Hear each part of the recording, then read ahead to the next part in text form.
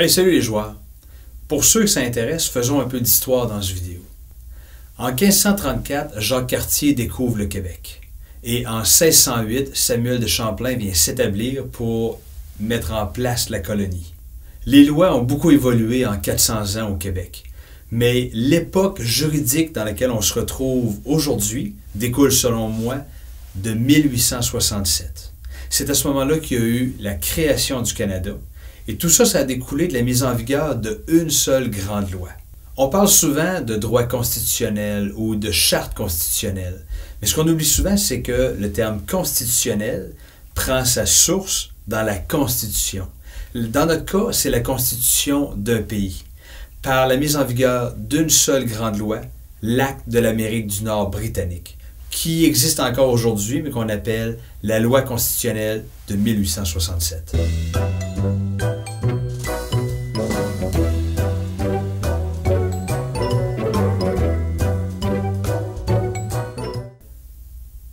Il faut se rappeler qu'en 1867, avant la création du Canada, le territoire était divisé en 4 sections. Le Haut-Canada, qu'aujourd'hui on appelle l'Ontario, le Bas-Canada, qu'on appelle aujourd'hui le Québec, le Nouveau-Brunswick et la Nouvelle-Écosse. Il y avait déjà beaucoup de conflits entre le Haut-Canada et le Bas-Canada. Le Haut-Canada parle majoritairement anglais, alors que le Bas-Canada parle majoritairement français. On a le Haut-Canada qui veut utiliser le droit de l'Angleterre, alors qu'on a le Bas-Canada qui veut utiliser le droit de la France. Alors, chaque territoire tire la couverte de son côté et l'Angleterre en a assez.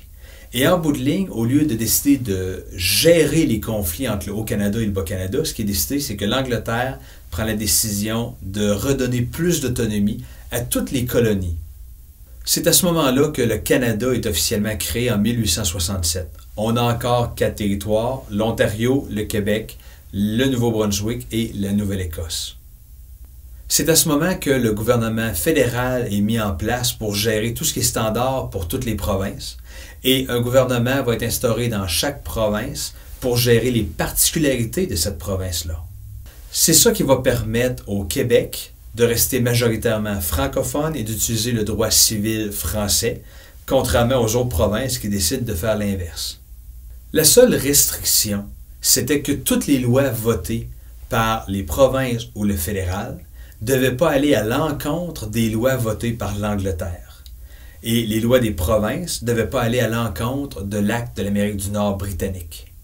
La loi constitutionnelle de 1867 existe encore aujourd'hui et elle est appliquée dans plusieurs domaines.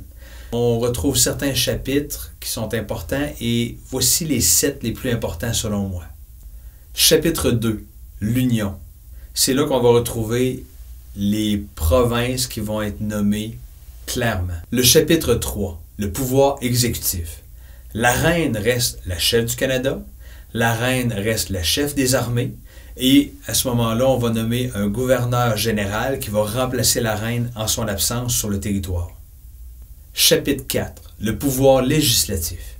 À ce moment-là, on crée pour le Canada un parlement qui va être composé de la reine ou de son représentant, le gouverneur général, d'un Sénat et d'une Chambre des communes.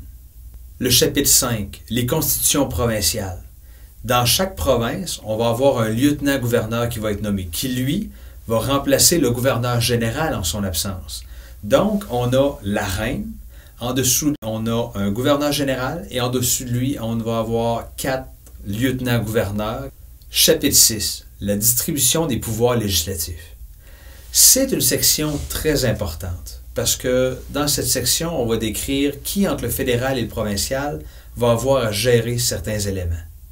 La manière dont ça fonctionne, on va nommer exactement qu'est-ce qui est dévolu à la province comme juridiction et tout le reste va rentrer sous juridiction du fédéral. Mais pour bien comprendre l'impact, ça veut dire que tout ce qui n'existait pas en 1867, comme l'aérospatiale, les télécommunications, va rentrer sous juridiction fédérale. Donc, à mesure qu'on va avancer dans le temps, le fédéral va se retrouver avec de plus en plus de pouvoir à chaque fois que les technologies vont apparaître ou que le monde va évoluer, ce qui fait en sorte que le provincial va avoir de moins en moins de pouvoir par rapport au fédéral qui va en gagner de plus en plus. Chapitre 7, la judicature, ce qui veut dire les tribunaux.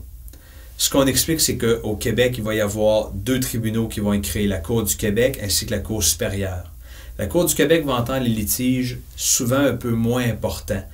Par exemple, dans le Code civil du Québec, ce qu'on prévoit, c'est que la Cour du Québec va gérer les litiges de 85 000 $ et moins comme réclamation, et tout ce qui est au-dessus de 85 000 $ va tomber sous la juridiction de la Cour supérieure. Maintenant, à savoir comment est-ce que les juges vont être nommés. La Cour du Québec, ce qui est prévu, c'est que les juges vont être nommés par la juridiction provinciale, alors que la Cour supérieure, ça va être le fédéral qui va nommer les juges de la Cour supérieure. Ce qui veut dire que, grosso modo, les causes plus importantes sont habituellement jugées par des juges nommés par le fédéral. Chapitre 11. L'admission de nouvelles colonies. On avait déjà prévu en 1867 qu'il était possible que d'autres provinces se joignent au Canada. Par exemple, on avait déjà prévu que la Colombie-Britannique, les territoires du Nord-Ouest, l'île du Prince-Édouard ainsi que Terre-Neuve allaient se joindre. On sait que c'est ce qui est arrivé en bout de ligne, mais il y a également le Yukon qui s'est rajouté, l'Alberta, la Saskatchewan, le Manitoba, alors que ce n'était pas prévu dans la loi de 1867. Ça s'est concrétisé au fil du temps. Alors aujourd'hui, même quand on pense que la démocratie québécoise est bien ancrée dans nos gènes, que c'est un principe indestructible et solide, en fait, cette démocratie-là vient seulement d'une grande loi de 1867 qui est encore en vigueur aujourd'hui. Ce qui fait en sorte que si jamais on souhaitait modifier les bases mêmes de la démocratie, il faudrait changer cette loi-là. Alors, il faut donc changer une loi pour changer notre démocratie. Notre démocratie, qui étrangement aujourd'hui est encore soumise à une monarchie. Vous avez maintenant une carte de plus dans votre jeu. Hey, salut les joueurs, j'espère que vous avez aimé cette vidéo. Si c'est le cas, on en a plusieurs autres sur le site web et sur la chaîne YouTube. D'ailleurs, sur la chaîne YouTube, vous pouvez aller cliquer pour vous abonner pour être avisé à chaque fois qu'on va faire une nouvelle vidéo. Et pour ceux qui voudraient m'encourager davantage, vous pouvez également m'encourager en passant par ma page Patreon. Toutes les contributions sont grandement appréciées et ça me permettra peut-être de rajouter plus de cartes dans votre jeu.